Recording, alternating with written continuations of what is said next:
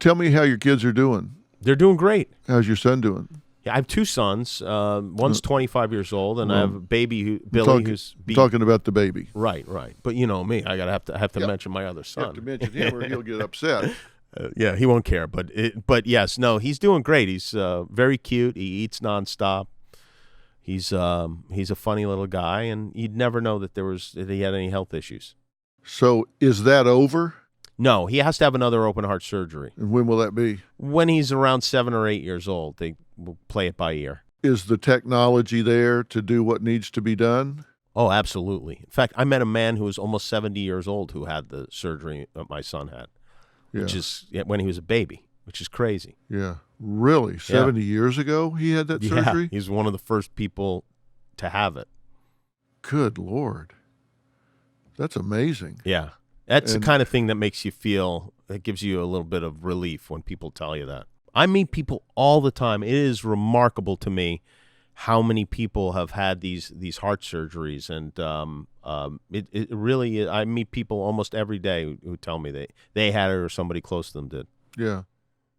You spoke out about that a lot at the time because there are a lot of people that, if things weren't as they were at the time, there were a lot of people that would not have been able to do what needed to be done. And you felt very strongly about that, about healthcare and people having the ability to take care of their children the way you did.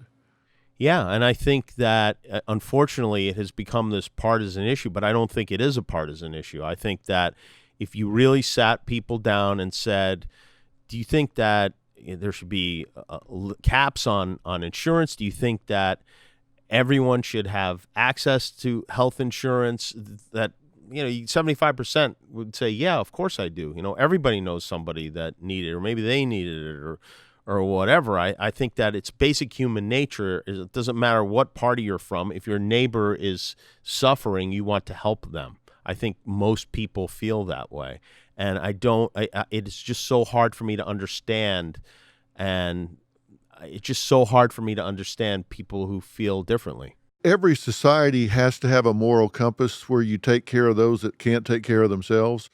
And to me, that's young children and elderly people, that, the two ends of the continuum. We kind of wind up where we start out. We start out as infants where kind of everything has to be done for us. And we wind up the same place at the other end of the continuum when we get really old and can't work or take care of ourselves. We kind of wind up in the arc of life where we start out, where we have to be tended to. Yeah. It seems like any society with a moral compass, if they're not going to do anything else, they're going to take care of the people that can't take care of themselves. That doesn't sound like a partisan issue to me. That sounds like just a moral compass to society.